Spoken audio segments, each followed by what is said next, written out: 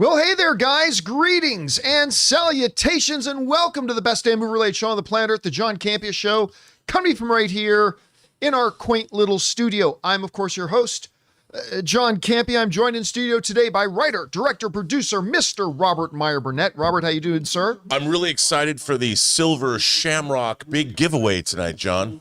What kind of giveaway? The Silver Shamrock giveaway. You know those three masks, the witch, the skeleton, and the pumpkin? Right. They're doing the big giveaway tonight at 8. You got any big plans for Halloween tonight? No. No. I have so much work to do. I think I'm going to go see Begonia.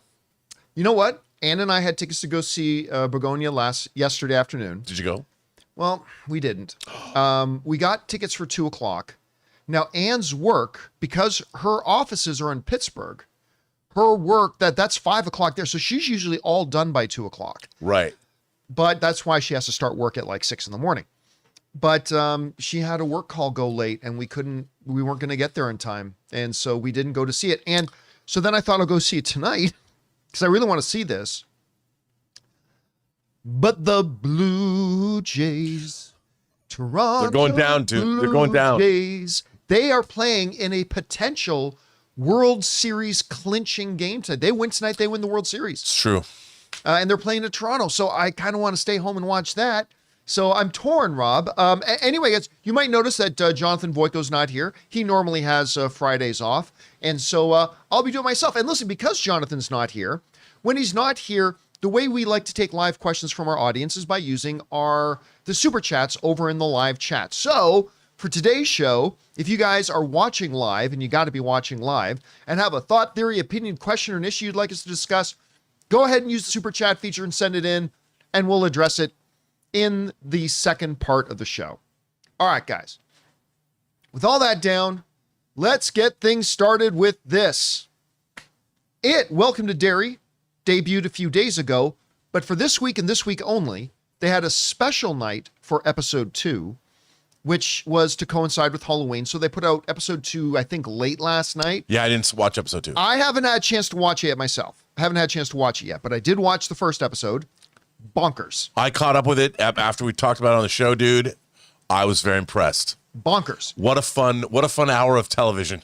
We did not go in the direction I thought it was going to Nope. go, particularly that ending of episode 1. Don't let anyone spoil it for you. Yeah.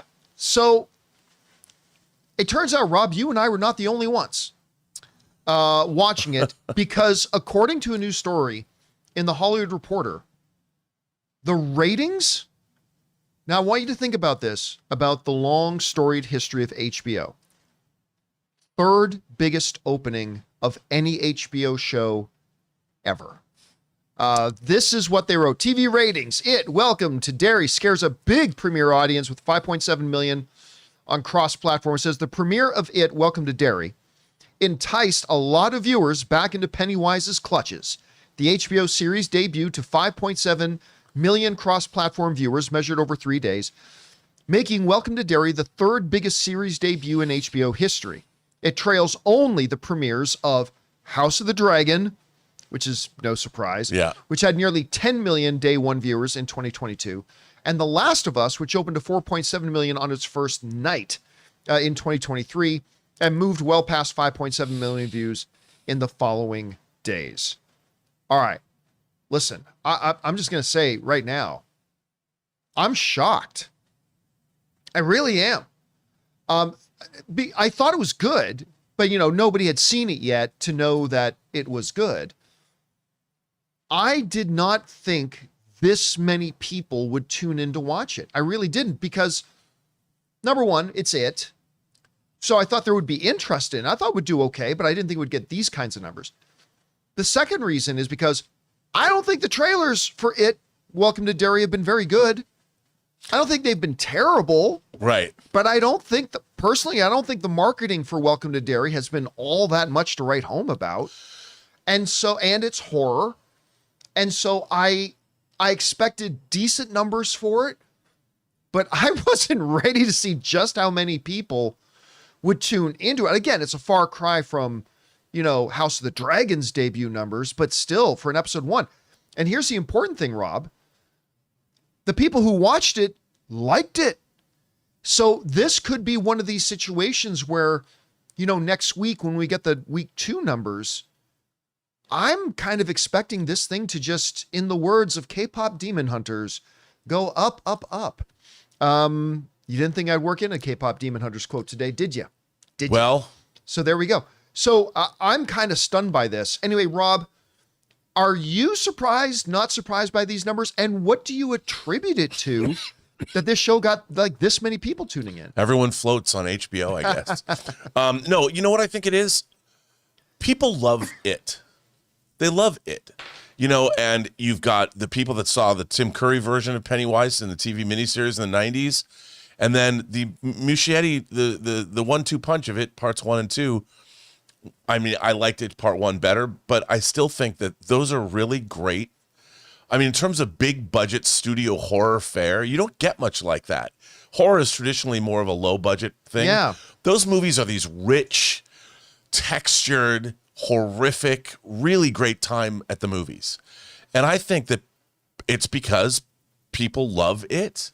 And I think perhaps retitling the show to It, Welcome to Derry. Well, yeah, 'cause a lot of people might forget it. For the longest time, it was just going to be called Welcome to Derry. Yeah. And then I feel like it was just within a week or two that it released that they actually changed the name to It. Well, Welcome to Derry. isn't there a show called The Derry Girls that are about Irish chicks? Like it's like a BBC show or something. I'm not a subscriber to BBC. I know, but I think that there's something like that, and I think that was the smartest thing they could have done was brand it with It. I think that was a really good idea.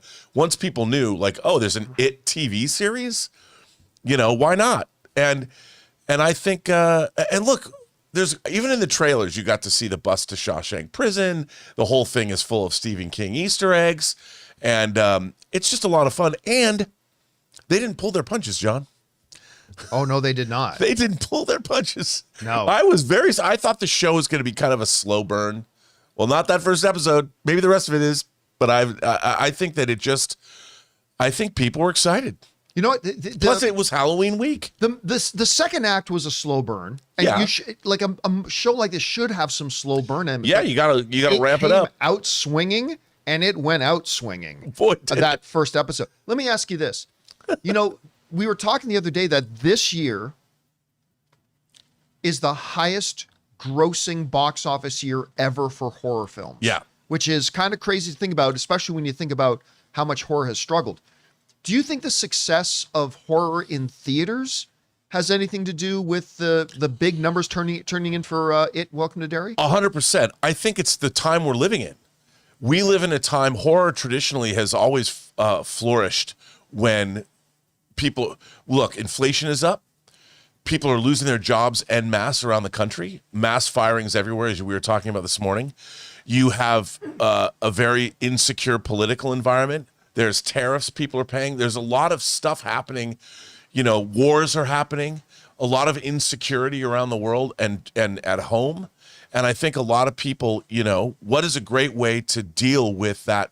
Watch some horror. It's cathartic, and you look at it. I got to point out that one of the great architects of the horror of this season is Roy Lee, who's a friend of ours. Yep. One of the producers of this show. And started with Companion, delivered us Weapons, the Until Dawn video game adaptation that what's-his-face, who directed Shazam, right, directed, and this, and The Long Walk. So he's pretty much Johnny on the spot when it comes to King and finding interesting horror stuff. But I think that that's part of it. I think the world at large has something to do with creating an environment where people go to see horror because it makes you feel better. It's like you can work out your everything that you might feel inside is kind of worked out for you on the screen. And that's always been the case. I mean, if you look at things like when horror movies like Texas Chainsaw Massacre and Night of the Living Dead were sort of post Vietnam that whole era of the whole era of horror, Hills Run or Hills Have Eyes and all of that. So I think a lot of the world, the tenor of the planet has something to do with horror being popular. Whenever I hear somebody mention The Hills Have Eyes, many of you won't get this, but all I can think about honestly is the crows have eyes, the crowing. Some of you will get that reference, some of you won't. That's an obscure one. There you go. Anyway, guys, question is for you. What do you think about this? The debut episode for It, Welcome to Derry, Wasn't just big, it became the third biggest launch in the history of HBO. I didn't see that coming. Anyway, whatever you guys think about that, jump down to the comment section below and leave your thoughts there. All right, guys. With that down, let's move on to this, shall we? You know, there's been talk around the inner sphere for a while now that a very popular YouTube film critic, Chris Stuckman, was doing a horror film called Shelby Oaks. Now, about 6 months or so ago, we talked about it a little bit on the show when somebody wrote in and asked me, hey, John, are you going to review Shelby Oaks? To which I said, no, I'm not going to review Shelby Oaks. And the reason I explained, I'm not going to be reviewing Shelby Oaks whenever it comes out. Remember, this is like 6 months ago. I said it's because there's really no positive outcome from me reviewing Shelby Oaks. Because everybody knows I know Chris. Chris has been on several of my shows. He has been on a couple of my panels that I've done at Comic-Con. And most people know that I consider, on two opposite ends of the spectrum, I consider him and Jeremy Johns to be the best pure film critics on YouTube. Not necessarily the best film pundits, but the best film critics. Chris, much more analytical. Jeremy, much more experiential and visceral. But the two of them, I think, represent the best. So everybody knows I have a very high opinion of Chris. So I'm like, if I watch Shelby Oaks and review it, and I like it, yeah, no one's going to believe me. Right. Yeah. Everybody's just saying, oh, you're just saying that because you know Chris. Or you're just saying that because he's a YouTuber too, and you want it to look good for YouTubers, making so like literally, if I came out and did a positive review for it, it wouldn't do anything because nobody would believe it. On the flip side, if I watched Shelby Oaks and decided for whatever reason that I didn't like it, well, then people are saying I'm just hating on Chris, or I'm just jealous of Chris. Well, of course I'm jealous of Chris. I made my first movie for $20,000. He made his for $2.3 million. There's a lot to be jealous about. I'm very envious of that. So really for me, there was no upside to me, and I couldn't be helpful to the movie by me doing a review. So I haven't done a review. Now, Shelby Oaks has now come out to mixed response. It's got about a 50% rating on Rotten Tomatoes, about a 52 or 53% the last I checked audience rating on Rotten Tomatoes. And here's the thing. There's a lot of people right now out there that I see in the interwebs celebrating the failure of Shelby Oaks. I do want to point out that the movie made about $2 million already. It's probably going to break even when it's all said and done. Maybe even a little bit better than that. But that's aside the point. You know, there's some people out there celebrating, saying, you know, blah, blah, blah.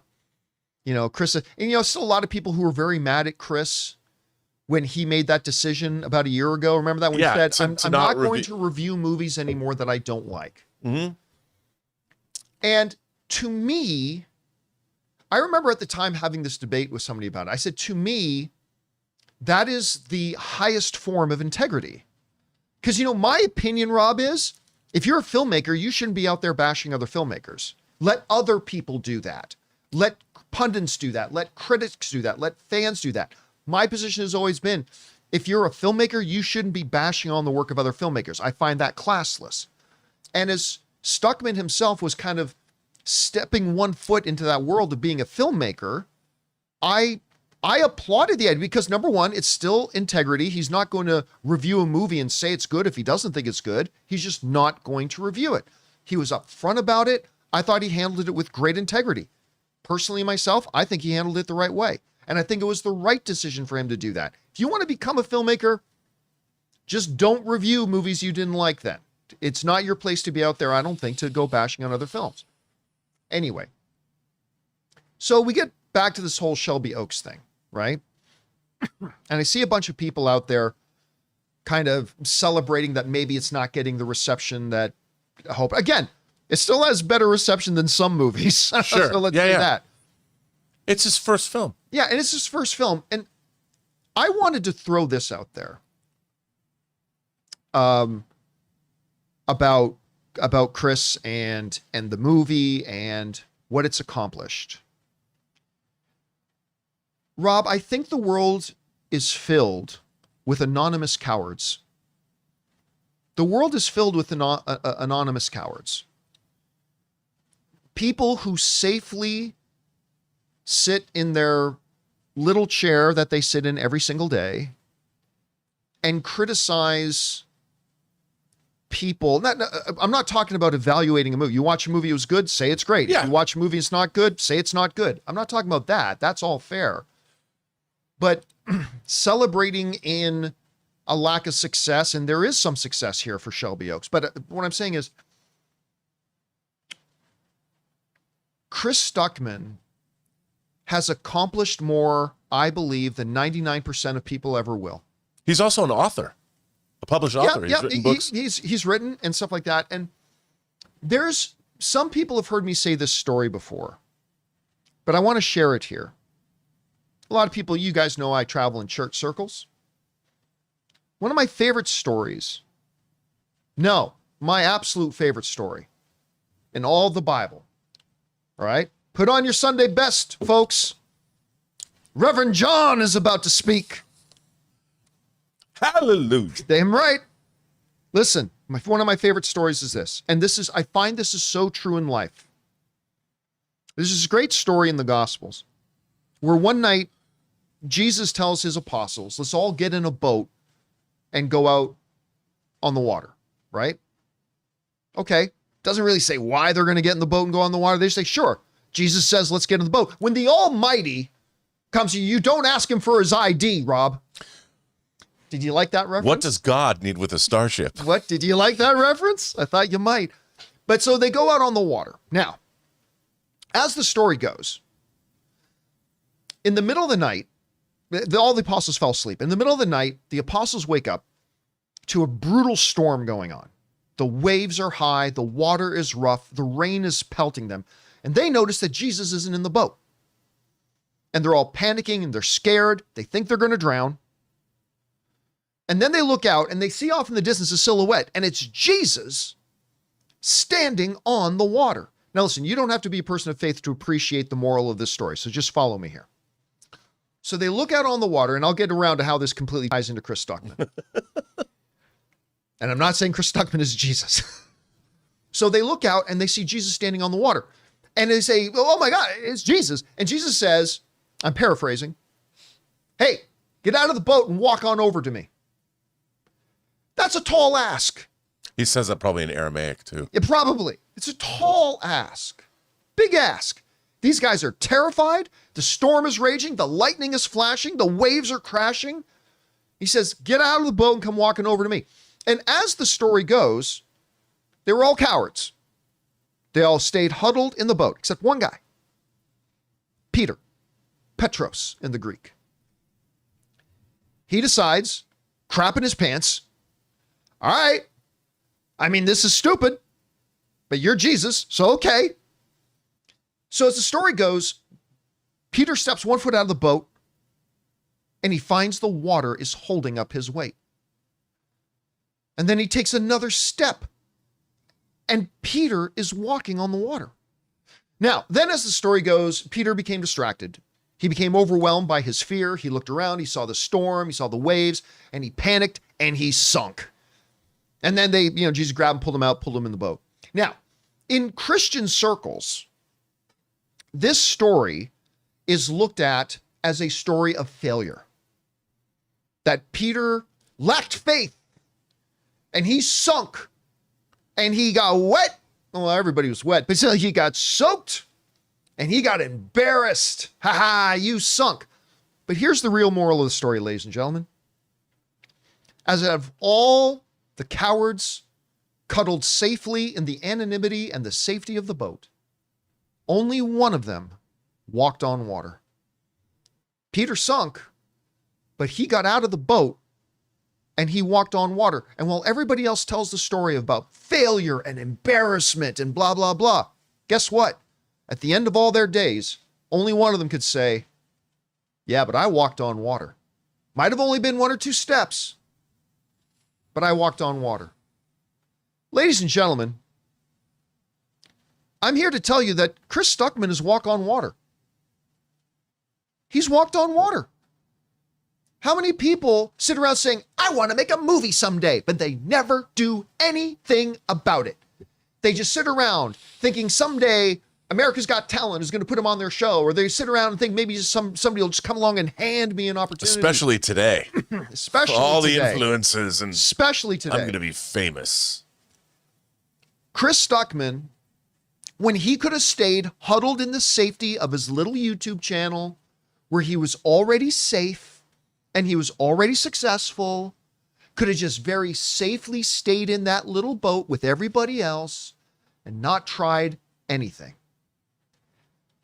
And I have an insane amount of respect for a guy who decided to take a risk, to roll the dice, to get out of the fucking boat. Don't hear that a lot in sermons. Chris is the one guy who got out of the boat. In a world of anonymous cowards who all were just going to play it safe in life and then ridicule the people who tried getting out of the boat. And you know what? You know what? Okay, 50% Rotten Tomato, whatever. Maybe Chris sunk. Maybe he did. I don't know. We're too far away to know that for sure. But even if he did, he made a theatrically released movie. Yes, he did. And he took enormous personal risk to do it. All the risk. He took all the risk. As a movie pundit or movie reviewer? Exactly. His existing career he put at risk. Embarrassment he put at risk. Because him rolling the dice, whereas a lot of people get to take their risks in private, the world doesn't see it, Chris did it in front of tens, hundreds of million people. Knowing he was going to be judged. Exactly. Knowing he was going to be judged. So look, am I going to review Shelby Oaks? No, because there's no upside to it. Either way, whether I like the movie or didn't like the movie, there's no reason for me to review the film because everybody knows my personal connection, even though it's very vague. I still think this. Whether you like Chris Stuckman or not, whether you like Shelby Oaks or not, tip your hat. Because Chris Stuckman got out of the boat when 11 out of 12 never have the guts to do it. And I will forever respect that a great deal. Anyway, Rob, as somebody who, like many people, we're movie fans, we're lifelong movie fans. You are somebody who's actually got to cross that threshold and make television and make movies. But, you know, I'm in whatever Shelby Oaks ends up doing, whether it makes money, loses a little bit of money. I think a lot of people should look at Chris Stuckman as an example and maybe take some inspiration from what he's doing. And I don't know, your take on this whole situation. Well, what I think, okay, I've always used, I keep thinking about all the French movie critics who wrote for Cahiers du Cinéma, which is the French film magazine in the 50s. People like Francois Truffaut, Jean-Luc Godard, I think Jules Dassin, I don't know if he did. And they became some of the greatest filmmakers we ever had in the mid-20th century. And I love seeing that you've got the brothers, the Philippou brothers, who made Talk to Me and Bring Her Back. They were making YouTube and TikTok content, and then they transitioned over to make feature films. Chris Stuckman did that. I've often said, John, that everybody in the world should try making a movie because there are many lessons you learn in the process of making a movie. And you're, first of all, you're conjuring something that doesn't exist. You're not even like getting lumber and putting stuff together. You're making an idea. You're giving an idea flesh, which is the hardest form of creation because you have nothing to look at. You have nothing to see in front of you. You just have an idea. Like Chris Stuckman took some inspiration from a movie called Lake Mungo. It's a favorite film of his. And you can see the inspiration in Shelby Oaks. And I think that anybody that conjures something from the ether, like you said, anybody that takes a step out of that boat, I mean, that's what life is. Most people don't ever get out of the boat. No, they do not. And they especially if you're in the movie Apocalypse Now, you should never get out of the boat either. But the nice reference. The thing about this is that's what living is. And while you might not make a great film, but you learn something. You've learned invaluable lessons. There's so many different components to making movies. He had to write it. He had to face, James Cameron talks about the scariest thing is facing a blank page. He sits down, he doesn't know. He has an idea, but there's a blank page. Fill that page. Chris Stuckman had to do that first. He had to fill a blank. And you've written a book. Yeah. You know, you've made movies, you've made The Anniversary, you've made documentaries. You know what it's like. You have to fill that blank page every single day. That is, how many people can't do that? And that's just the beginning of the process. And a lot of people give up. They can't even fill up the pages correctly. Chris Stuckman took it all the way through. Not only that, he crowdfunded it. And then because of that, he had Neon come on board. Mike Flanagan came on board. They saw enough in that film that they Gave him another $1 million. Gave him more money to shoot more stuff and to get that kind of talent. They didn't just come on because he was a YouTuber. They came on because they saw value in what he'd done. And it's not even enough to make a movie. He got Neon to distribute it. I mean, you know how many movies that I've worked on that never got distribution? A lot. Not because of me. I just want to say that. But, I mean, he did it. He did it all the way through. So for him, victory after victory after victory after victory. And you know what? If it breaks even, how many studio movies didn't break even this year? Oh, a few. There have been a number of them. By the way, I just want to kind of point this out. The award today for failing to get the point goes to one of our viewers by the name of Shifty Eyed Dog, who says, well, what about all the non-YouTuber directors whose films you trash? They made a movie too, but you don't seem to defend them because you're missing the point. Did you miss the part where I said it's not about the movie itself, whether it's good or bad? Like, you're going to watch movies and like them. You're going to watch movies and hate them. That's fine. I'm talking about respecting the fact that he even went out and did it. Now, listen, I haven't watched Shelby Oaks yet, simply because, like I said, there is no veracity to me reviewing it because people are going to dismiss my review, positive or negative, because of my proximity to Chris. So there's no value in that for anybody. But it's not about whether the movie's good or bad. The movie might be great. The movie might be terrible. If you hate Shelby Oaks, perfectly fine. That's perfectly, there's nothing wrong if you hate the movie. But what I'm saying is, what I'm kind of addressing is this kind of movement online to almost celebrate that Chris maybe didn't do as well as, you know, it didn't break out. The movie didn't open to $50 million or whatever. To me, I would say everybody who's celebrating that are all 11 cowards still sitting in a boat who've never done crap. And whether the movie is good or not, I think Chris Stuckman is due a pound of flesh of respect. For the fact that, because again, a lot of filmmakers too, Rob, like you kind of point out, it's fine, they want to make a movie, but even filmmakers getting started off to the general public are relatively anonymous. Chris Stuckman had to risk his successful career as a YouTube film critic. He's literally putting his career on the line to chase a dream, whereas most people are too scared to chase a dream. And again, I just think there's something there to be respected for that. 100%. I'm with you 100%. Anyway, guys, question is for you. What do you think about this? I mean, Shelby Oaks came out and, by the way, did something I'll never do. Released a movie that made a couple of $1 million at the box office. I'll probably never do that. Anyway. Plus, he's got a movie in theaters now on Halloween itself. Which is not something that Neon has traditionally done. So, guys, whatever you think about this whole thing, jump down to the comment section below and let us know your thoughts. All right, guys. With that down, we haven't done it in a few days, so I thought today would be a good opportunity for us to play a little game of overreaction. The way this works is simple. I love this game. I like this game too. We jumped onto our community tab a little bit earlier and asked our subscribers, hey, do you have any hot takes that you'd like us to adjudicate whether you're overreacting or not?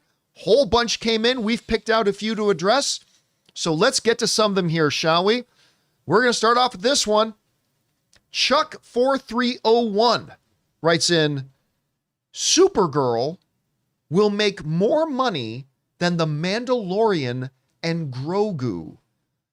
Supergirl will make more money at the box office than Star Wars, Mandalorian, and Grogu. Rob, overreaction or not an overreaction? I think that is not an overreaction. Ooh. I think it's not an overreaction because I think with Superman, with Peacemaker, with the upcoming, I think the more people get to see this and experience this new version of the DCEU or the DC universe, and I think when the trailers are coming out for Supergirl, because we should probably it comes out in July. Yeah. So I think it's a possibility. No one's seen this Supergirl. No one's seen Millie Alcotta's Supergirl. We've seen 3 seasons of The Mandalorian and Grogu, and season 3 made me not so excited about it. So I see The Mandalorian and Grogu as not doing as well. We've talked about it a lot. Whereas Supergirl's new and fresh. There hasn't been a Supergirl on the big screen since, 84? So it's been a while, 41 years. So you're saying not an overreaction? Not an overreaction. I'm going to go with you on that. I don't think it's an overreaction. Now, I'm not saying it's a lock, stock, 2 smoking barrels guarantee that it will. But listen, I think it's realistic to think that Supergirl can make between $500 and $600 million. I do too. It could be more than that, could be less than that. But I think it's going to be a struggle for Mandalorian and Grogu to get to $500 million. I really do. I do too. We've talked about it a lot on the show that I just don't think a lot of people are going to be completely enamored, especially with how bad Mandalorian season 3 was. I love the first 2 seasons.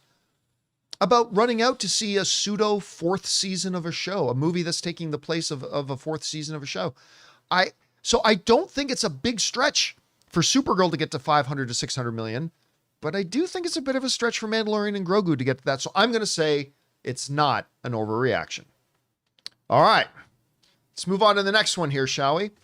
This next hot take gets submitted to us by Peter Bobbier? Anyway, Peter writes, Paradise, episode 7, was the best episode of TV this year. Paradise, episode 7, was the best episode of TV this year. All right, I'll take this one first. Paradise, episode 7, was fantastic. It's not even about seeing the giant tsunami that's wiping out the earth. The moral dilemmas that were happening in it, the personal struggles, the emotional weight of the things going on, the trying to navigate panic and fear and all that kind of stuff.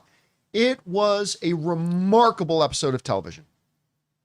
But I'm going to call this an overreaction. It was great, but this is also the year that we got Andor. And listen, and a couple of other things as well. But I mean, just those 2 last episodes of Andor. What was it? Episode 7 and 8 or 6 and 7? I can't remember, but yeah, well, because it was 12 episodes, but it was like 7 and 8. 8 was it 8, 7 or what? I think those get that title, and I think there's some others that are in the running with Paradise episode 7. So to me, Paradise episode 7 was fantastic and reason enough to watch the whole series. But I'm going to say calling it the best episode of TV this year to be an overreaction. Rob, what about you? I am going to agree with my esteemed colleague, Mr. Campea, and I'm going to say, yes, indeed, I think it is an overreaction, but I have to tell you something. I love Paradise. So good. I love Paradise. So good. But I compartmentalize things in terms of what level of entertainment. Like, to me, Andor is A-list. Paradise is what I would call airport reading. Like, if I was going to buy, and what you want from an airport book is it's like a great B movie. Like when Terminator came out, the first Terminator in 84, it was like the greatest B movie ever made. Whereas Terminator 2 is like A-list. $100 million budget, but Terminator was like, it doesn't get any better. It was the best B movie ever. Paradise is a B movie. It's not A-list. It's not Andor. But what it's doing, everything it's doing is like the best. It's like the best version of it, but it's not going to be Breaking Bad. It's just not going to reach that height. Plot-wise, though, it's an awesome, like that tsunami episode, that to me was awesome. That was like so good. It's Terminator. It's 1980. Dude, that moment in episode 7 when they cut to the news crew saying, "Yeah, we're raiding here. Like, are you safe? Oh yeah, we're at the top of the highest building in the place here." And then you turn around and just very vaguely see the dark silhouette of just how massive the wave. It's like, I remember, like, I know I'm just watching a TV show, but my heart sank. Yeah, I know, that right? Was so powerful. It was so good. Because people talk about, well, if an asteroid hits, the tsunami is going to be 1,000 feet high. People don't know exactly how tall. There's very few buildings on Earth that are taller than 1,000 feet. So yeah, I agree. But so I think it's an overreaction. I think, however, that Paradise at that level of show is the very best B airport reading show on TV. 100%. All right. Let's move on to the next one here, shall we? And this next one gets submitted into us by Lost Anchor Films, who writes, the Academy should be required to watch every single Best Picture nomination before voting on the winner. Academy members should be required to watch every single Best Picture nomination film before voting on the winner. This kind of comes from the fact that, like, almost every year, there's always some rogue story about somebody got overheard at a party saying, oh, I didn't watch this one film, and they're an Academy voter. The vote is completely now it isn't valid. Well, what I'd say every year is, guys, that's why there's like 7,000 voting members. Yeah. If 5 or 6 of them don't watch every movie, it doesn't really matter. It doesn't matter at all. That being said, if you had said that every Academy member should watch every movie before voting, that's preposterous. Yeah. But there's 10 nominees.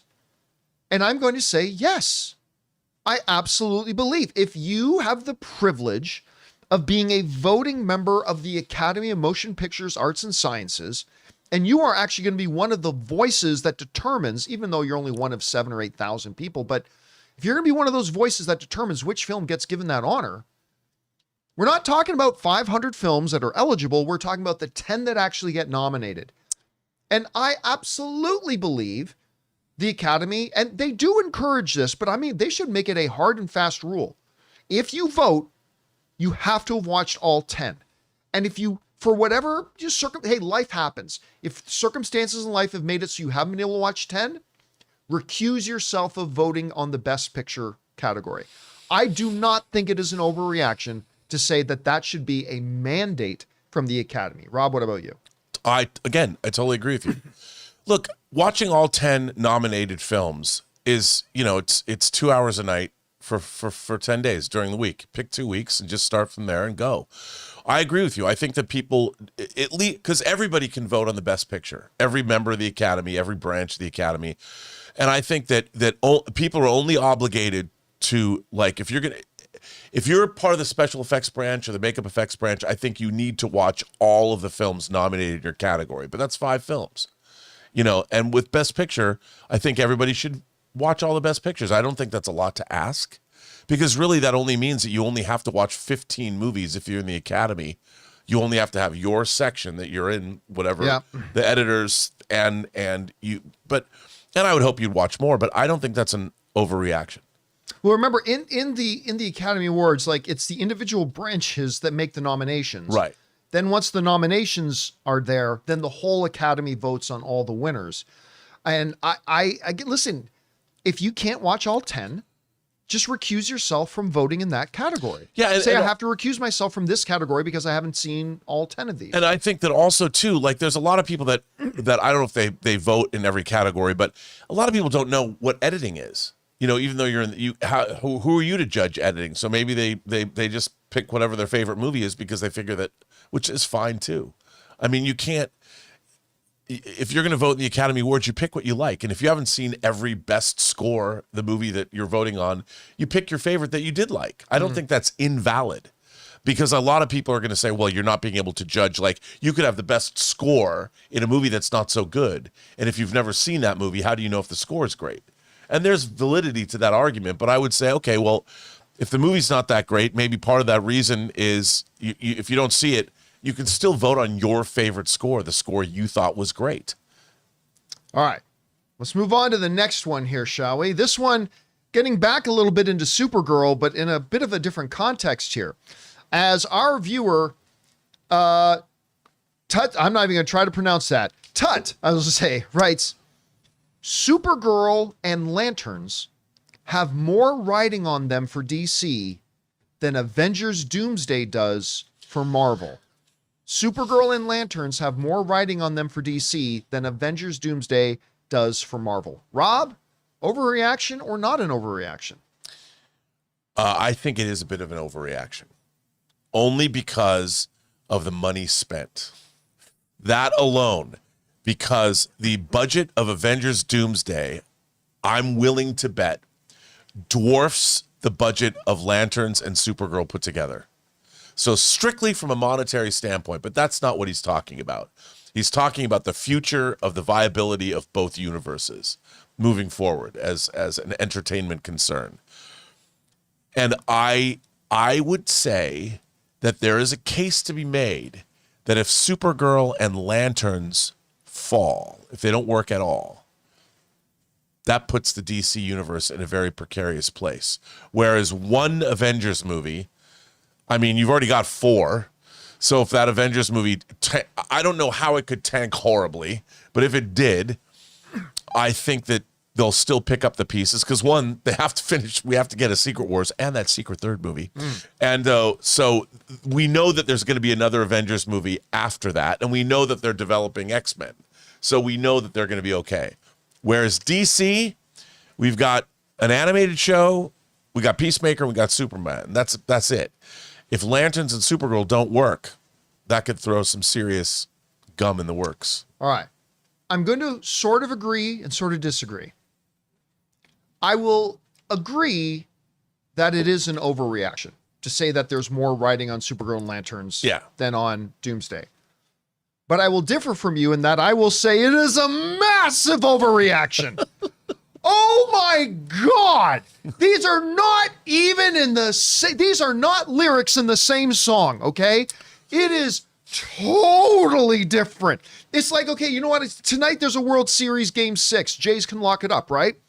It's like saying, you know, if the Los Angeles Dodgers lose game 91 and 92 of the regular season, that has more writing on it than if they lose game 6 of the World Series.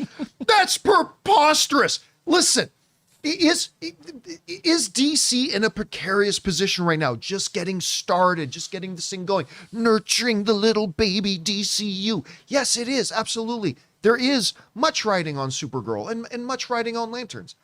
Absolutely. But these are but 2 chapters in the cinematic universe. Doomsday is an Avengers film. You cannot screw up, particularly, you cannot screw up an Avengers film when the Marvel Cinematic Universe is in its most precarious state that it has ever been in since Robert Downey Jr. said, "I am Iron Man."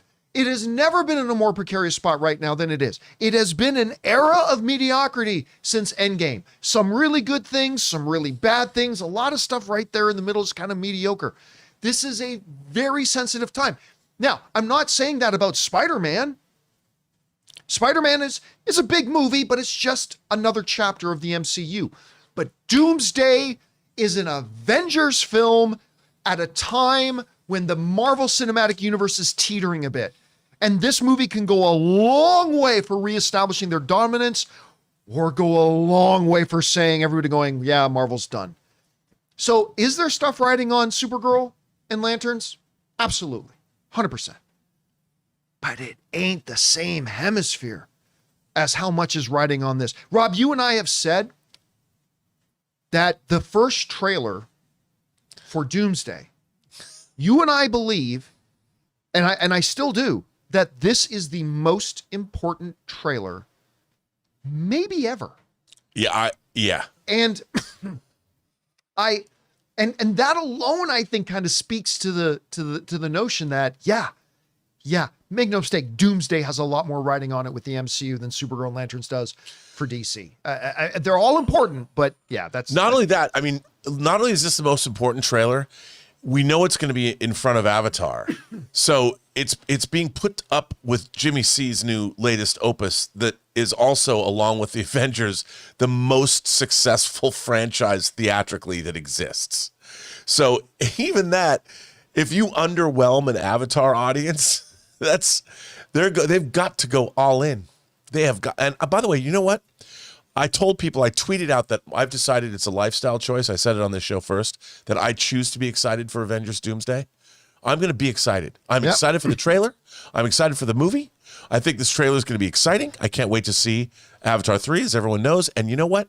I'm really excited for Christmas. Oh, I get excited for Christmas. And I'm a Jew. At the movies every single year. All right. That down, guys. Let's get on to the next one here, shall we? This next one comes into us From Sean Merchant, who writes, the Stranger Things finale in theaters will make more money than K-pop Demon Hunters did.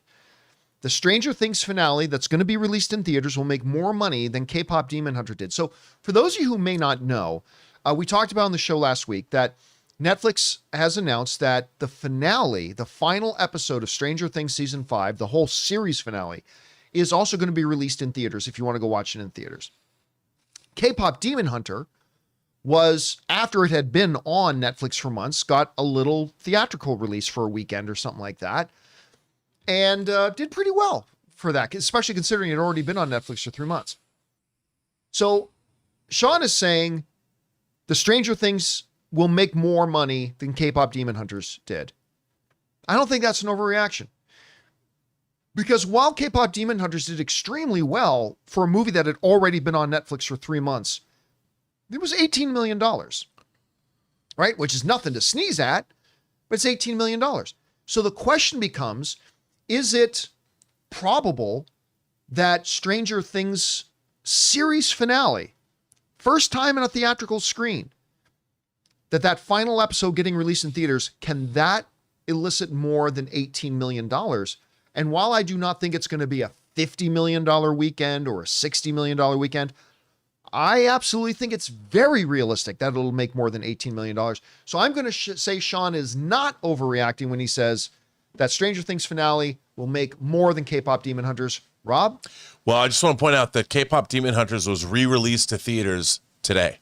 Oh, that's right. It's getting another. So it's getting another. One. It's got, or yesterday, or whatever. That's true. So while that number is gonna go higher than 17 million, I don't think it's an overreaction because this is an event, and it's an event that they've already started promoting.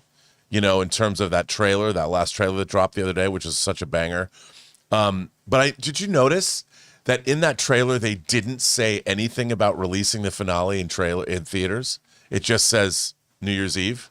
Well, that's simply because, the trailer was for the whole season. Yeah, no, I know. Yeah. But I'm like, they got to start promoting. Netflix, you got to start promoting these things if you want people to get excited. Yeah. Because and I think they will. As we get closer, you know what I think? I think they're going to save their real marketing push for that until after they release the second batch of episodes, and then it's the countdown to the finale. Yeah, and then I think you're going to see 100%, because over Thanksgiving is when they're going to do it. Yeah, 100%. But I think that it will make more money. I think it's going to be, because who's not going to go? We're going to buy advance tickets. We're going to go. I got to admit, I'm going to go see it in theaters. Hell yeah. All right. That down, guys. We move on to our final question here today. Our final hot take for overreaction. And this one gets sent in to us by Malte, who writes, Avengers Doomsday will make more money at the box office than the Batman 2, Supergirl, that's the third mention of Supergirl today, than the Batman 2, Supergirl, and Man of Tomorrow combined. Rob, overreaction or not an overreaction? I think that's an overreaction because collectively, if you look at if you're just going to go by Superman and go by Batman 2, and you go by what's already come out, I think the Batman was like 750 million and Man of Steel was 620, something like that. 620. Plus Supergirl, that's going to be, you're closing in on $2 billion. And I think if you go by the average of an Avengers movie, starting at 1.5 billion to 2 billion to 3 billion, well, no, you know what? That's not an overreaction. I'm going to say it's possible. It's not an overreaction. It's not out of the realm of possibility. All right. Here's the thing. If the question had been, Doomsday will make more than any combination of two of the Batman 2, Supergirl, Man of Tomorrow, I would say, yeah, that's not an overreaction. To say it's going to make more than all three combined? Yeah, it's tough. It's tough because I'm already on the record that I don't think Doomsday makes $2 billion, nor does it need to make $2 billion. Like I just don't think Doomsday. It does though. It needs to. Yeah, because of the cast. The movie's going to need to make about $800 million to be profitable, which is ludicrously high, but it doesn't need to make $2 billion. But look, I'm on record that I don't think Doomsday makes $2 billion. I think Batman is going to float. I think the Batman 2 is going to float somewhere between 800 million and $1 billion. So there's, I don't know, let's say, because the last one made 750 and is totally beloved. So I don't think it's unreasonable to think it's going to make another one or 200 million. Then even if just Superman Man of Tomorrow is on par with what Superman did and made, like, now you're talking about 1.5, 1.6 billion dollars. That's if Man of Tomorrow doesn't make a single more dollar than the first Superman did. That's already pushing it, I think. But then you throw in Supergirl, which you and I think can make 500 to 600 million. Now you're talking about 2.1, 2.2, maybe 2.3 on a good day. And I just think that's unrealistic. So I'm going to say, for me, if it was any two, I think Doomsday makes more than Supergirl or Man of Tomorrow. I think it makes more than Man of Tomorrow or the Batman 2. But I think all three is a little too much. So I'm going to say it's an overreaction. Yeah, I mean, you know, the thing about Doomsday is, like I said, I choose to be very excited about it. It is Doomsday has an insurmountable problem that no matter how good the movie is, it can't surmount. And that is, we don't care enough about the characters in the movie.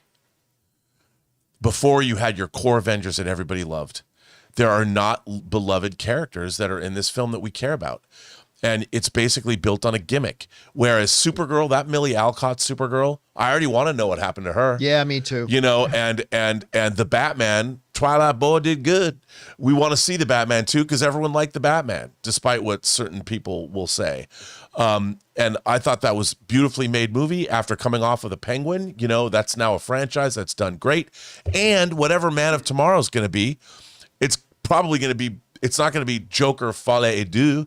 So you're looking, you're going to look at, you've got three movies that have characters that people love, that people want to spend time with.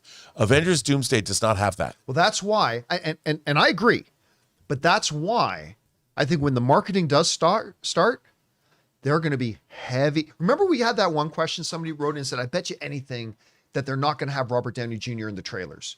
Oh, and we were like, are you insane? Of course. I think they're going to have massive doses of Chris Hemsworth, of Robert Downey Jr., and of any other, you know, MCU character who's been around for a little while. I think the ones that people are most familiar with are the ones that are going to be more prominently featured in the marketing. To your point. I agree. I'll even do you one better.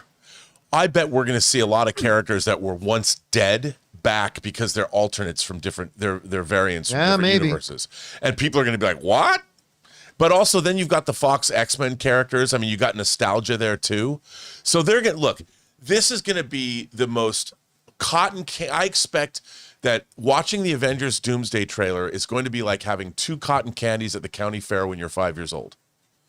I think I'm going to come out of there like, oh my God. I'm going to be like, oh my God, give it to me right now. That's what I expect from this trailer. That's what I was at the county. I was at the Puyallup Fair. Jeremy Johns would know this. The Puyallup Fair, the Western Washington Fair, eating too much cotton candy. That's what I want. All right. And guys, that wraps up today's little session of overreaction. Thank you so much for sending in all of those scenarios, giving us your hot takes. Keep your guys' eyes open for the next time we put out a call for submissions, and you might see your little hot take featured on the show. All right. With that down, guys, let's move on to this. Minions, in its own right, has turned into a very profitable franchise as a spinoff. I mean, of course, obviously they spin off from the Despicable Me, which are great. Although I wasn't really big on Despicable Me 3, where he finds the brother. Love 1 and 2. 4 was okay. 4 was pretty good. But Minions have been delightful. They're just a gold mine for the studios. They're all that kind of stuff. Now, there is a third standalone Minions movie coming out. And whoops. Uh-oh. According to reports, they have done a test screening of this Minions movie. And these things are usually pretty tight, pretty secure, these little test screenings. Well, suddenly, according to these reports, the entirety of the movie of Minions 3 has now been leaked online in audio format. Somebody snuck in an audio recorder at one of these test screenings and recorded the entire movie. Now, audio only, but still, if you want to know everything of what's going on in the movie, it's available, it's out there, it's online. I have questions. I have been to a couple of test screenings. Not many, just a couple. And it's like going through airport security, at least the ones I've been at, right? So I'm very curious about how this happened. Number one. Number two, I want to know how bad is your life that you need to seek any kind of hollow validation that you would want to steal the movie and upload it for people so maybe people can say, thanks, buddy. And that's the only kind word you're going to get from somebody. I mean, I don't know. I think it's pretty pathetic. Yeah, I do too. Like, especially when you've walked in, you sign these agreements when you go into these test screenings, Rob. You know this. You sign these agreements, you make a promise, they've got your word, and you sneak in a recording device to leak. So anyway, that's another issue for another time. How this was allowed to happen, I don't know. And the fact that it has happened, because it's not unusual that like advanced fan screenings, somebody sneaks something in, but these are supposed to be very secure, these test screenings. I gotta believe, Rob, this is going to fundamentally change. This is going to have repercussions. Yeah, it will. I think this is fundamentally going to change how many test screenings they do, how they vet their audiences that they put in front of these movies, the security measures that were on to do them, or even how many they do. I think they might even start eliminating some. I think when something this big happens, like again, movies get leaked, but this was at a test screening that it got leaked from. It should never have happened. Now, I think they're going to have armies of lawyers. They're going to get this thing torn down and taken down, but I think hundreds of thousands, if not millions of people are going to hear the whole movie in advance. What kind of changes do you think are going to happen here? Or are they just going to look and say, hey, one person snuck in a little recorder. That's a rare thing. We don't really have to worry about it too much. Or is the industry going to look at this pretty seriously? What do you think? Well, I think they're going to look at it really seriously because you're talking, these movies aren't cheap. Minions, these animated films are worth they cost over $100 million to make, and they can make up to $1 billion. I mean, even more, $1 billion. This is massive. The damages that this could be to the studio, the project is massive. And look, I think it also speaks to a problem that our civilization has, is that we don't respect anything anymore, and nothing, like everything is fodder for. And if that's the case, then where does that lead? Not anywhere good. I think the person who did this is going to find out that they're going to be in a world of hurt for a long time, because this is industrial. I hate to say it. It's industrial espionage on a grand scale. I know it's just a movie, but it's just a movie that we're talking about hundreds of millions of dollars are at stake in. And you know what? There are hackers. I don't care how good you are at covering your tracks. Somebody will find you, and they're going to throw the book at this person because they have to. They have to make an example of them.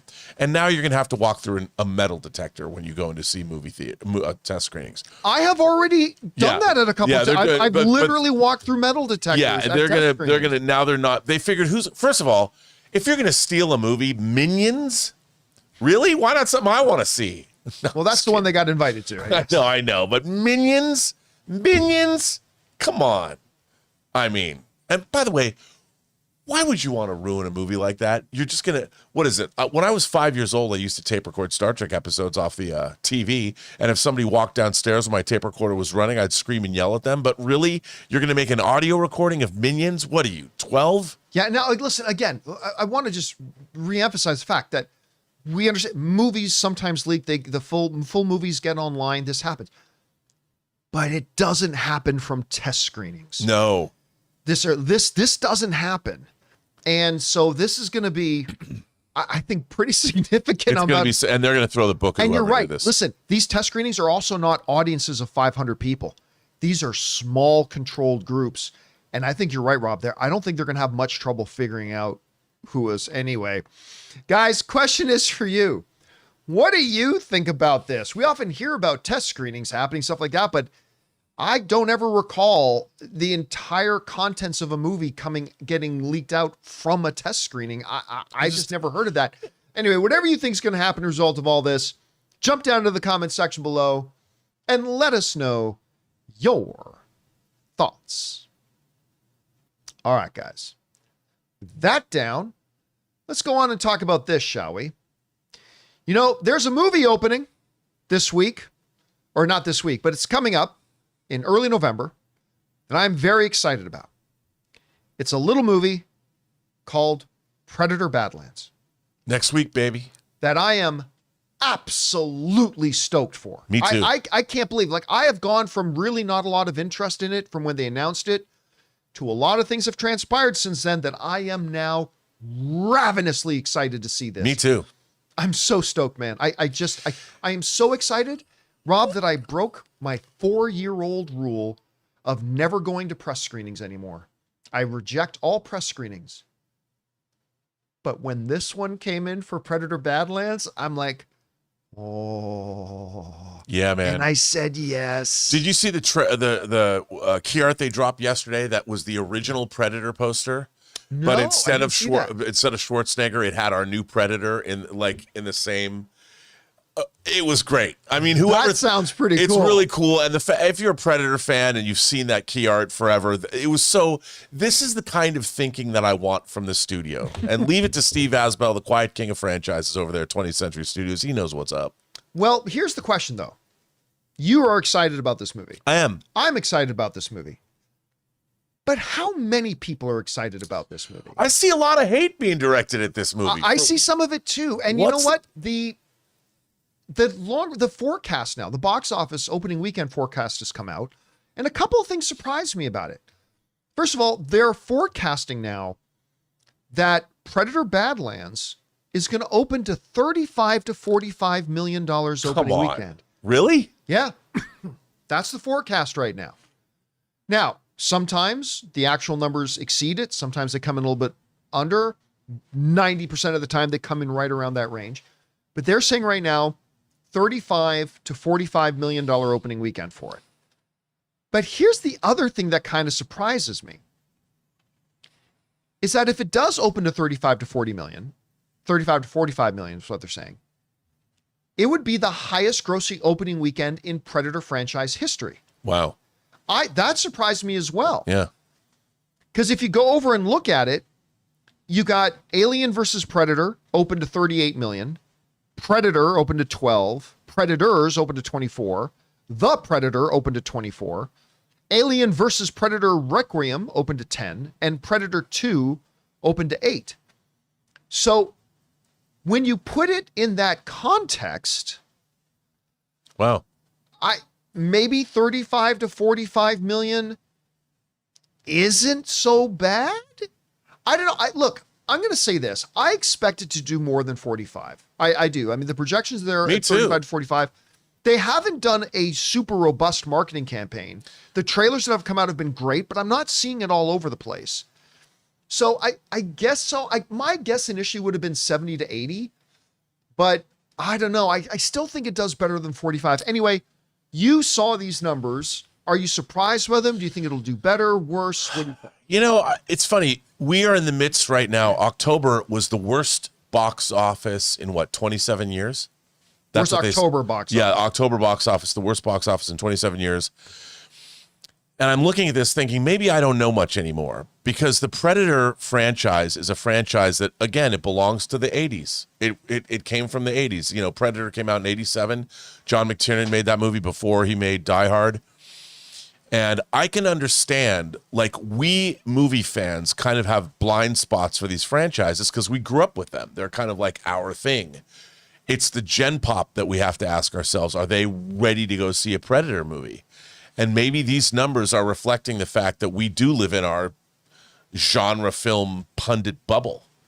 And I think that I would like to think it's going to make more money than $45,000 or $45 million because it looks like it's great.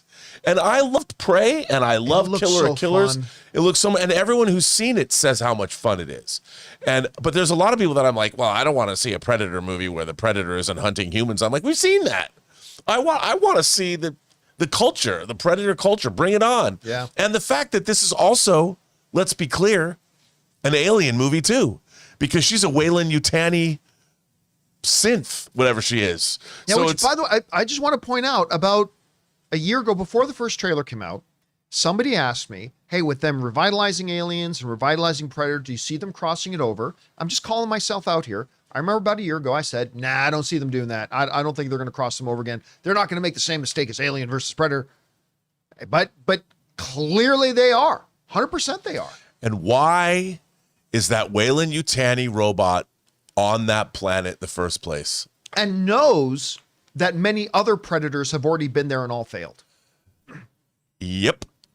Are we going to see an alien? Is there going to be a xenomorph in this movie? I don't know.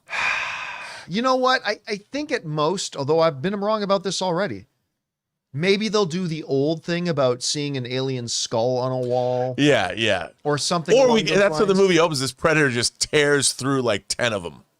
And that's why he finds her. She went to go get some xenomorphs and she got torn apart. What about this? What about this? What say you to this? Did you see that YouTube clip they put out, that the studio put out, where it's not the basically longer one? Okay, so basically, they this is in the marketing. They put this out. They released this publicly. It's like this chieftain of the Ujat, or what do I say? And the main character in Predator Badlands is his son, his youngest son. And he's getting ready to kill him, I'm guessing for a failure of some kind. What if the movie starts, as you're kind of recommending, with a couple of Predators just slaying a bunch of aliens, xenomorphs, but a couple get away, and it's the young one's fault, and that's why he's going to kill the young one. That's pretty How cool. about that for an opening? You down with that? Yeah, that's a good opening. But no one said anything about there being xenomorphs in this movie. No, they did not. So that's probably not going to happen. But it'd be cool if it did. Wouldn't it be cool if? Oh, it would be cool. Rob G. All right, guys. Question is for you. What do you think about this? As of right now, the box office projections for Predator Badlands is 35 to 45. That may not sound like much, but it would be the biggest of the franchise, even of the more recent films. I think it's going to go above that. Do you think it's going to come in right there? Do you think it's going to be above it, below it? Whatever you guys think, jump down into the comment section below and let us know your thoughts. All right, guys. With that down, let's move on and talk about this, shall we? You know, obviously the dominant story in the world of movies and entertainment right now is the upcoming purchase acquisition of Warner Brothers. But who's it going to be? It seemed like the front runner was Paramount. Seemed like they were the only people in the race. Then we found out that NBC Universal Comcast is interested. Then we heard that Apple's interested. One of the names that people said were interested was the name of Netflix. And Netflix, you know, kind of came out of nowhere, kind of surprised some people. And Ted Sarandos made some comments, and people said, no, John, no. Netflix has said they're not interested. I had so many people writing me, John, you're wrong. Netflix has said they're not interested. Mm-hmm. And I said, I know for a fact that Netflix has already reached out to Warner Brothers. It's a fact. They have. So Ted Sarandos can come out and say whatever he wants to say. It is a fact that they have already reached out to them. Well, now it's gotten way more serious, as it's now public. Netflix has announced that they have actually secured the services of this bank to help investigate a takeover of Warner Brothers. The same bank that helped facilitate Skydance's acquisition of Paramount. This is what the folks over at Variety are writing. Netflix actively exploring Warner Brothers Discovery bid, hires bank to put together a merger and acquisitions offer. Could Netflix become the future home of the DC Universe's Superman and Batman superhero films, the Harry Potter and Barbie film franchises, and owner of a trove of classics like Casablanca, Bonnie and Clyde, Goodfellas, Unforgiven, and The Shining? The streaming powerhouse is actively exploring some type of acquisition bid for Warner Brothers Discovery and has retained the investment bank Moelis & Co. to put together a prospective offer, according to a new report from Reuters. citing anonymous individuals. Moelis was the financial advisor to David Ellison's Skydance Media in its takeover bid of Paramount Global to former Paramount Skydance. All right.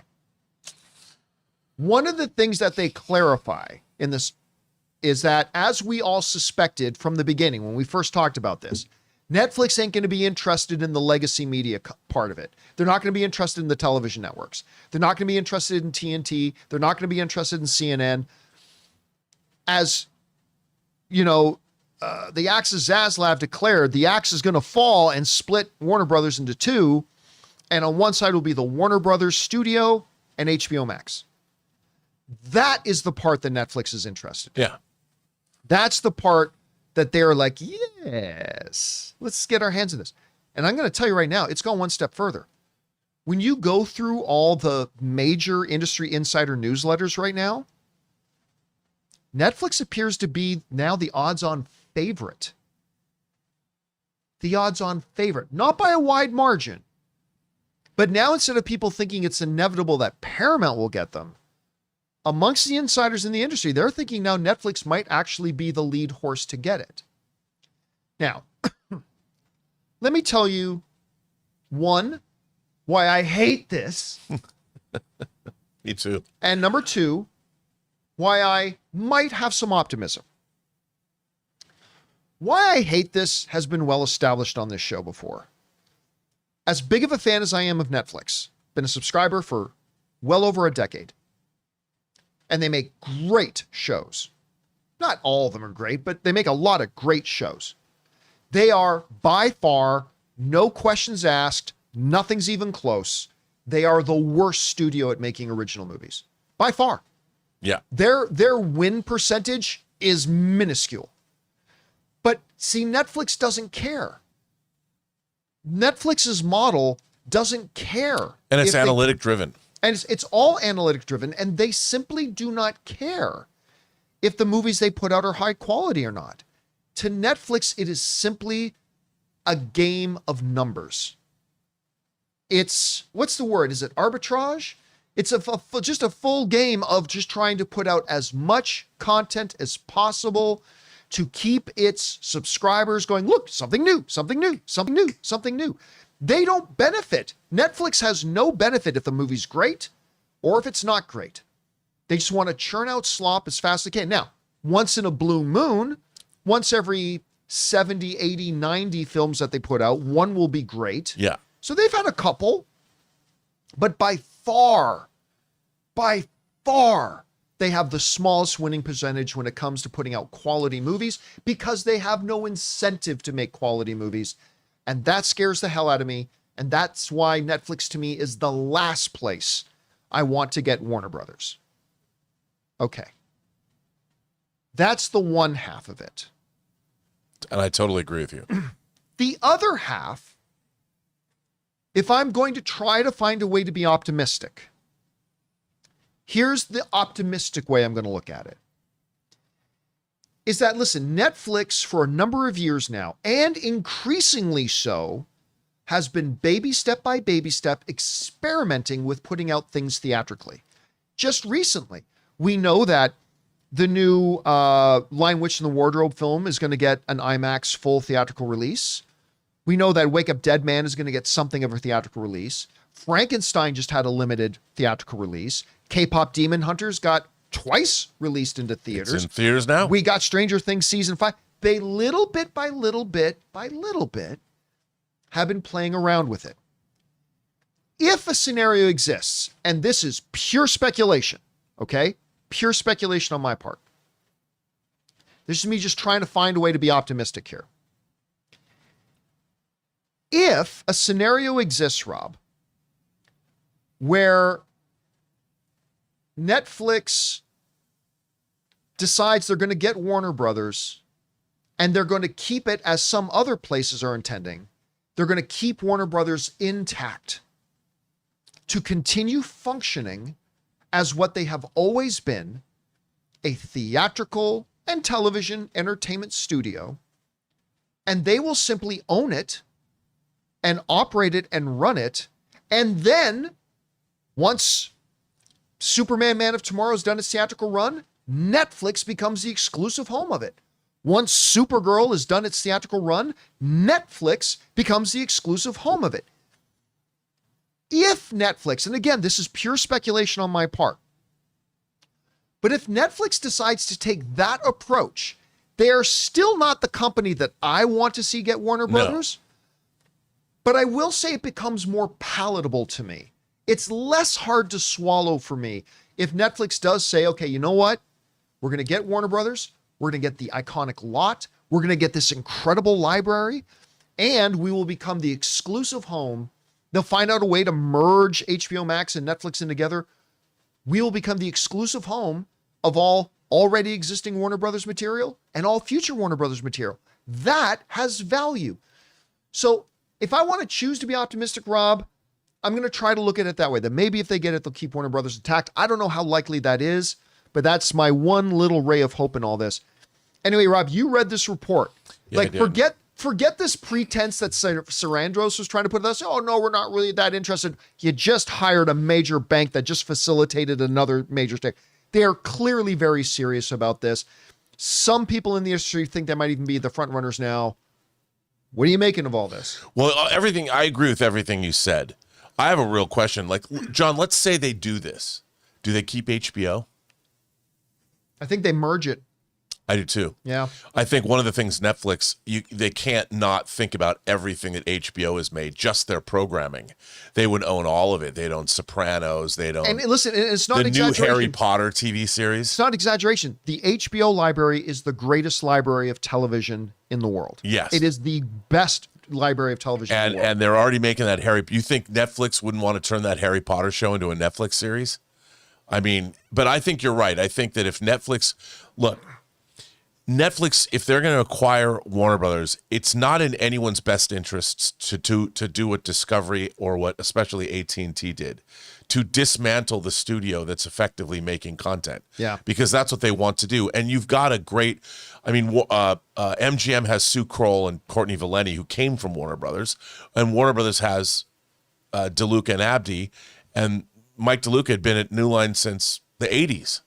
So it's like you have real industry veterans that are working at these places now, which is what they want. AT&T certainly didn't have that. And so now you've got this studio that's really functioning. They're cooking with gas. They're making good stuff. I would leave it intact. I mean, to be honest, that's what Netflix needs is a bunch of people that know how to make movies. Yeah. Good movies. Yeah. Because which even they don't have. I mean, I mean, again, trying to be optimistic. Imagine Netflix getting the services of DeLuca and Abdi coming over and maybe giving them some reins on the thing. I mean, we could see again, this is me blindly trying to be optimistic, but maybe we could even see the overall quality of Netflix movies start to rise. Oh, I think so too, because look, they gave people like the Russo brothers, go ahead and make The Gray Man and go ahead and make Electric State, and we don't care how much it costs. Part of the thing about movies, the reason movies can be great is because people have to think creatively because they don't have all the money in the world. When you have all the money in the world, you can be like, whatever, let's just do whatever. And I think it's the most dangerous thing or the worst thing that's happened to movie making is these bottomless pits of money that the streamers have, because which could be used for good. It could be used for good, but people need to know how to wield that goodness. The people at the studios the people at Netflix never knew how to make movies in the first place. So it's like you don't have people whereas Mike DeLuca cut his teeth. I mean, I met Mike DeLuca in the production office of Leatherface Texas Chainsaw Massacre 3 in the summer of '89. My first job. He was already a studio executive, and he wrote in the Mouth of Madness. I mean, it's like that guy. He's got experience not a lot of people have in the business anymore. So keep that. You know what I could see them maybe doing with HBO? When you look, what's happening at Disney right now? Disney Plus is merging in Hulu into Disney Plus, but Hulu isn't disappearing. When you load up Disney Plus, you're going to see a section in there for Hulu FX. Right. I wonder, again, this is not based on anything, pure speculation. I wonder if Netflix could do something similar where when you load up Netflix, one of the options you have is HBO is within the Netflix app, much like they do it in I wonder if that becomes a possibility. Because Rob, if you're Netflix They know HBO is the most respected name ever when it comes to this stuff. Doesn't it kind of behoove you to maybe try to find a way to benefit from that, to take it and benefit from it rather than just absorb it into Netflix as a whole? You'd think. Yeah. I mean, it really depends. I mean, they're all all about branding, and HBO is it looms large as a brand. You know, other than ABC, NBC, and CBS, HBO is probably the next biggest name. And now NBC, ABC, and CBS are going by the wayside, and HBO will reign supreme in terms of people thinking about television. Netflix is a different animal, but I mean, maybe they'll do that. I don't know. It'd be interesting. Now, so here's the $1 billion question, though. Well, probably like the $75-85 billion question. Right. Do you think Netflix gets it? What do you think their chances are here? Because I mean, they're clearly very serious. I hate to say it, pretty good. I mean, I wouldn't want that to happen, but to me, Netflix is always, no matter what they do, there's an element of Netflix that will never be at the studio level for me. Because they started out renting DVDs through the mail. You know, that was their business. I'm sorry, you didn't make Casablanca. You didn't make The Wizard of Oz. Now, wait a minute. That said, Apple made phones. And you and I both like a lot of the content on Apple TV Plus. Okay. I mean, you can evolve. Yeah, but you know, the thing about Apple was Apple also made badass computers. I mean, the first computer I ever played soft porn adventure on was an Apple II. So, I mean, Pete Chambers, my next door neighbor, lived across the street. It took us 2 hours to load it up on a cassette tape, and it was just a text game, soft porn adventure. But that was on an Apple II. So that was back in 80 or something. So I have a fondness for Apple and Mac. My first computer that I owned was a Macintosh I got in college. Wow. You know, so that was my first computer, man. I played a lot of Sim Earth on that computer. All right, guys. Question is for you. Netflix is very, very serious about trying to get Warner Brothers. They've now employed the same financial institution that helped facilitate the Skydance takeover of Paramount. And they're going to go at it hard. They're after it, and they're in it to win it. And there's some analysts in Hollywood right now that actually think Netflix might be the front runner. I have some horrible nightmares about that, but maybe there could be upside. I don't know. Whatever you guys think about all this, jump down into the comment section below and let us know your thoughts. All right, guys. With that all down, it's time for us to go on to the most important part of our show, which is, of course, taking your live comments and questions. But before we do that, we are going to bid good afternoon to writer, director, producer Robert Meyer Burnett. Thank you so much for your time here, sir. Great job as always. We'll see you on Monday. Happy Halloween. And if I might follow up on something you said, remember what Jerry Dandridge told Peter Vincent in Fright Night. You have to have faith for this to work on me, Mr. Vincent. By the way, and just for people who are late here, remind everybody about the opportunity they have to watch some entertainment on TV right now. Your thing. Oh, you're right. Oh, everyone, White Devils, the movie that we made, it wasn't theatrical the way Chris Stuckman's movie is, but you can get White Devils now for an exclusive week-long engagement. You can go purchase it online. Just look it up. I don't have the link with me, but it just went live at midnight tonight. So go get White Devils, spend the money, and support indie filmmaking. Tell me what you think. It's got a lot of the filthy in it. All right, Rob, thanks a lot for being here today. I'll talk to you a little bit later.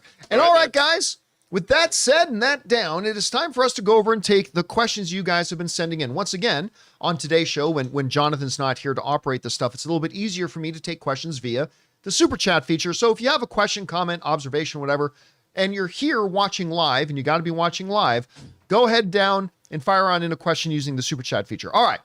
I don't know if this is going to work because Jonathan's not here, but I'm going to try. Let's jump now over and see if I can get this to work. Is it going to work? Here we find out. Woo! It worked. Okay, let's get on with this, shall we? All right, the first question is going to come to us from, I'll say, let me see if I can get this to activate. Oh, there we go. That's the camera we wanted there. All right, the first question coming to us today is from AV Techman 77. who writes, hey, John and crew, what's the latest on the Voltron live action film? They've wrapped shooting back in May. Is there a release date, trailer, or anything? As of right now, I haven't heard of anything. And I've got to admit, I feel bad about this, but I got to admit, I lost about 50% of my interest in this movie once they announced it was going to go straight to Netflix.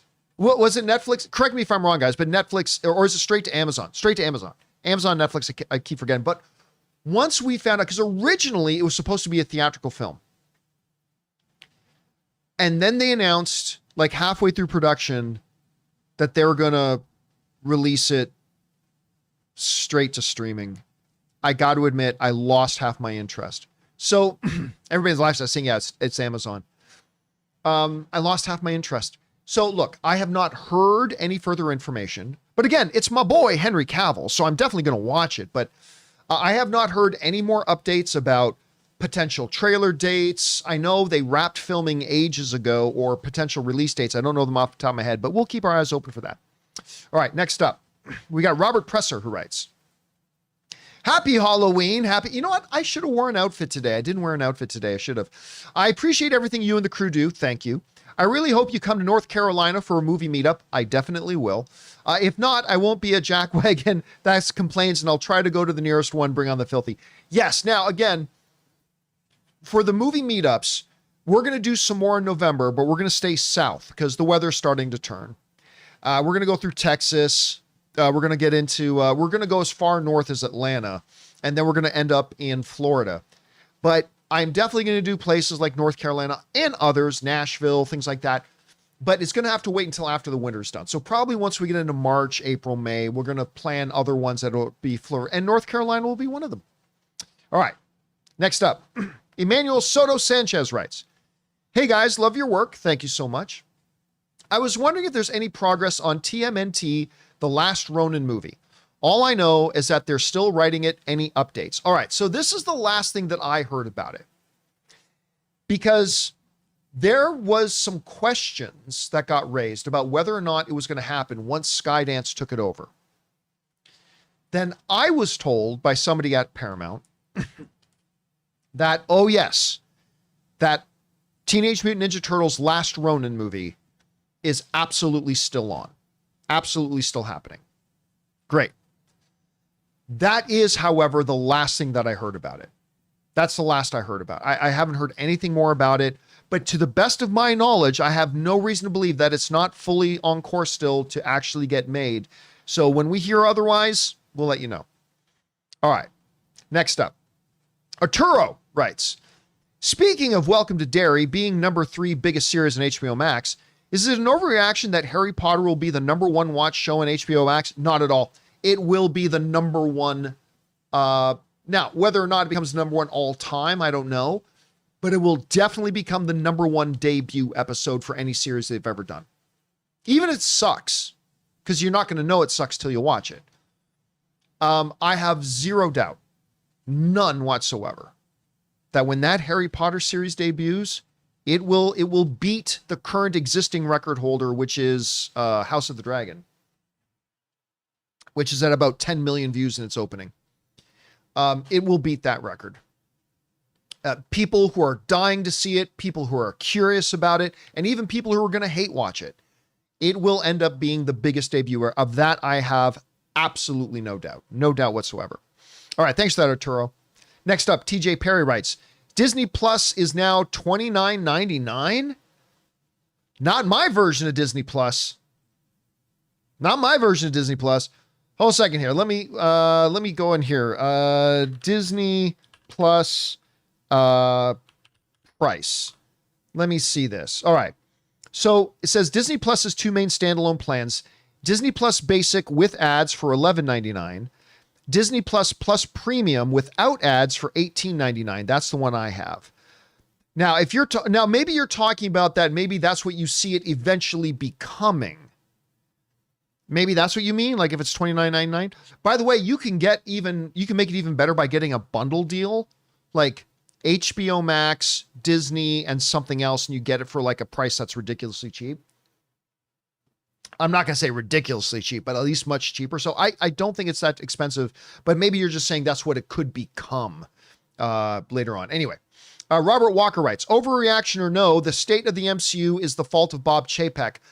I'm going to say that's an overreaction. Did I just stun you that I said that's an overreaction? Because I do blame a lot of it on Bob Chapek, but I don't think you can lay the entirety of it at Bob Chapek's feet. Yes, absolutely. His organizational restructuring effed things up. Yes, absolutely. His stripping the studio heads, including Kevin Feige, of so much of his ability and so much of his power absolutely affected things. And yes, absolutely. His mandate that we now know, because a Marvel executive has let it be known public, that Bob Chapek's mandate to Marvel was put out as much as you can, as fast as you can. That's word for word what the mandate was. You guys now have Marvel, you have to crank out as much as you can, as fast as you can. Did that all hurt Marvel? Yeah. But was it all his fault? You can't say it was all his fault. You can't. I think there's a lot of other variables in there as well. Do I think today Marvel would be in a healthier place if the Bob Chapek era never happened? Yes. But was it all his fault? I hesitate. There's too many other people involved. So I'm going to say calling it all his fault is an overreaction. All right. Thanks for that, Robert.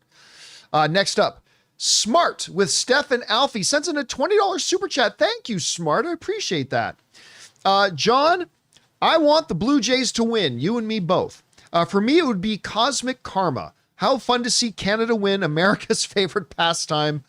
Go Jays. Now listen, the Jays, the Toronto Blue Jays, only have to win one more game. They only need to win one of the next two games to win the World Series. But this is still the LA Dodgers. This is still the team of Muncy and Kike and Freddie Freeman and Mookie Betts, who in October, I think his Halloween name should be Spooky Betts. Anyway, and of course, the greatest baseball player to ever live or walk the face of the earth. I stand by that in Shohei Ohtani. I'm not willing to put money against the Dodgers winning 2 games in a row. I am not willing to put money on that. So, hey, if the Blue Jays win, awesome. But I'm not willing to count on that just yet, Smart. Gonna watch the game tonight. Go Jays go. Hopefully they can pull it out, but we'll see. All right, thanks again. And thank you so much for tipping in $20. It's so generous of you, man. All right, X-Men superfan, Emma Frost, who constantly is doling out membership gifts to our viewers. So thank you again for that, X-Men superfan. What is the funniest horror musical to you? Little Shop of Horrors, The Rocker Horror Picture Show, Phantom of the Paradise, etc. What is it? Little Shop of Horrors. Feed me, Seymour. Yeah, listen, I love Rocky Horror Picture Show, but that's a lot of style, right? It's a lot of style. Now, you included horror, the funniest horror musical.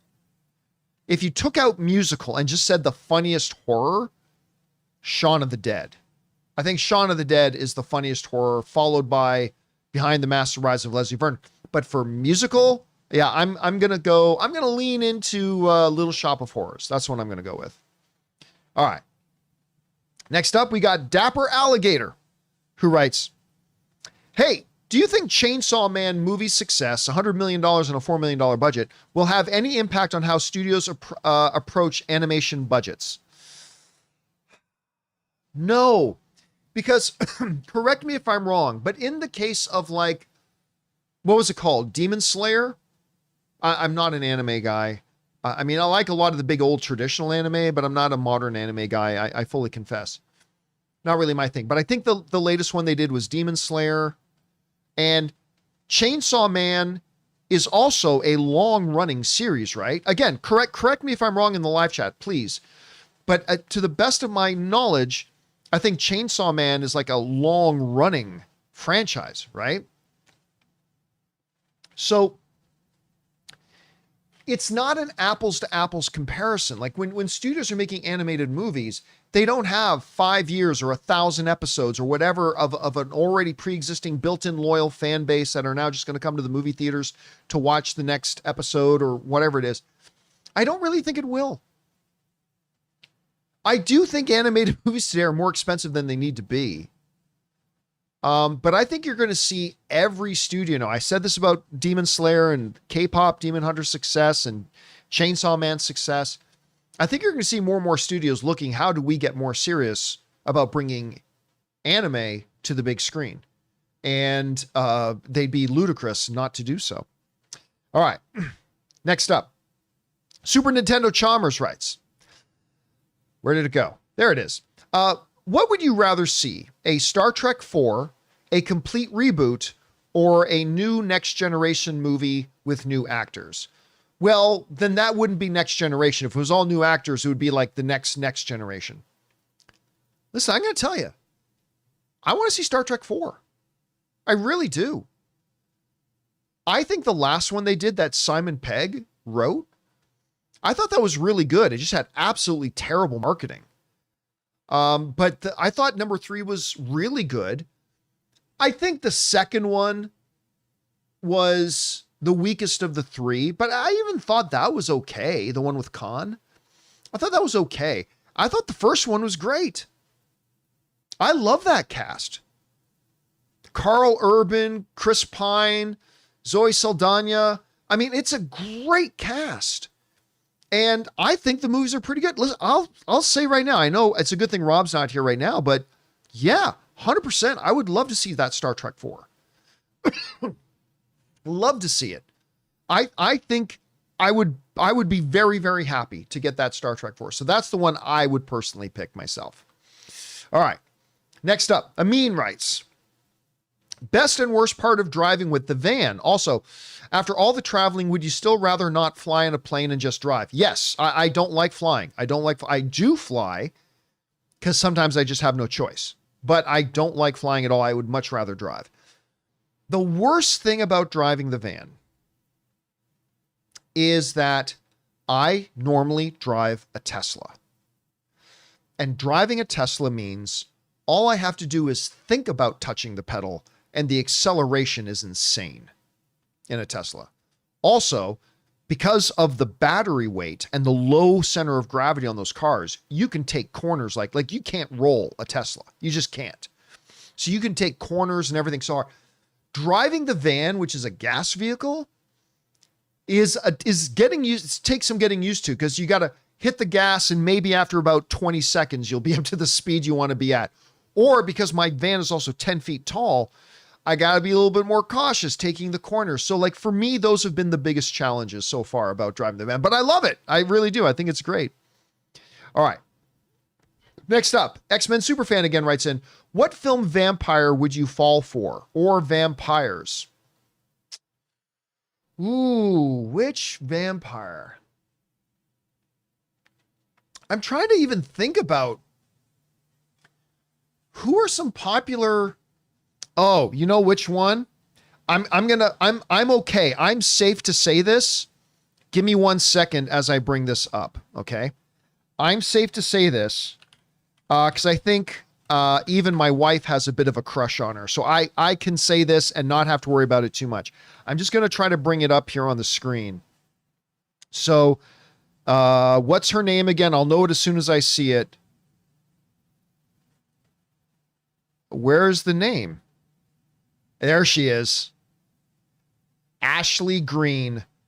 Ashley Greene from Twilight. One of Edward's siblings. That's the one. That is the vampire that I would totally fall for.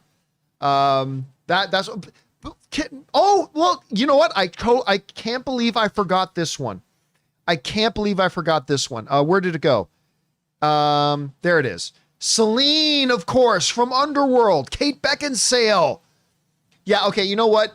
All due respect to Ashley Greene. She's wonderful. She's amazing. Yes, I stand corrected. Kate Beckinsale as Celine from Underworld. That's the one. 100% that's the one. So there you go. All right, good question. Next up, Nick writes, you can see only one, the Batman 2 or Superman 2. Ooh, because I really want to see both. All right. I'm going to say Superman 2.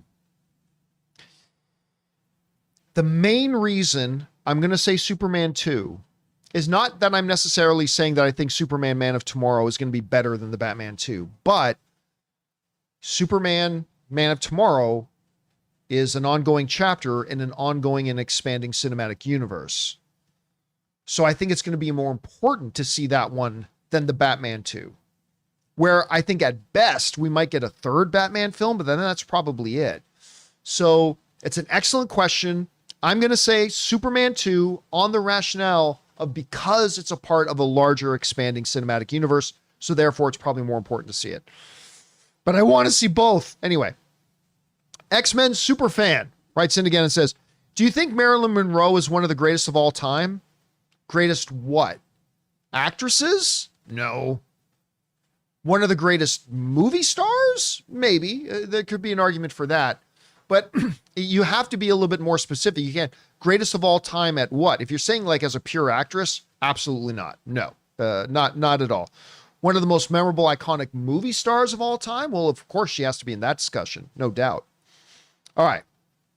X-Men Superfan again writes, do you think Moulin Rouge is the best tragic comedy while still being a musical and all?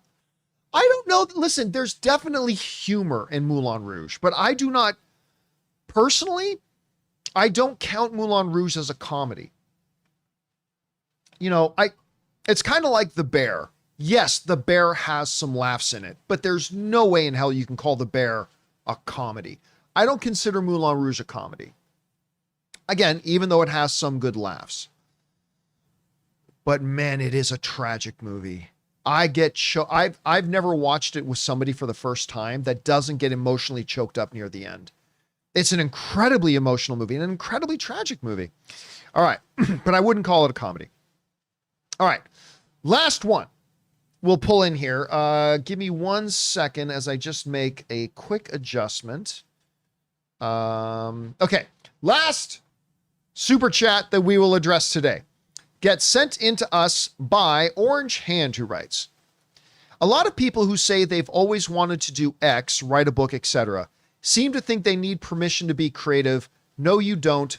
Go do it. It's unfortunately for our human condition, Orange Hand, it's even a little bit worse than that. Part of it, what you just said, is true, but the other part is there's two other parts. Number one, people just wait for somebody to come along and give it to them. They just wait for somebody to come along and give it to them. Secondly, people aren't willing to do the work required to achieve dreams or to chase goals. Sometimes they peek their head out from under the blankets and all they see are the obstacles. And they're like, I'm comfy right here. Thanks very much. It's why, don't worry, I won't retell the whole story again, but it's why to me, my favorite biblical story is the story of Peter getting out of the boat. Too many people are too scared to get out of the boat. They're afraid to sink. They're afraid to get embarrassed. They're afraid to fail. Listen, one thing I will say about myself, and I have a lot of faults, but one thing I will say about myself is I have never been afraid to fail. I don't mind failing. I'm okay with failing. The steps leading up to the balcony of success are called failure. I've never been worried about taking risks. I've never been, and you guys know I've had some big failures. Of course I have, because I take a lot of risks, and that means sometimes I succeed and sometimes I fail. But you know, you've got to be willing to pursue something and to chase it. That's why when people ask me for advice on things, my one general piece of advice I try to give people is, if you have a goal or a dream or an ambition, journal this. Every day, do something, no matter how big or how small. Every day, do at least one thing that moves you towards your goal. if your goal is to write a great novel, I'm just using this as an example, okay? If your goal is to write the next great novel, write 10 pages today, or research some good writing software.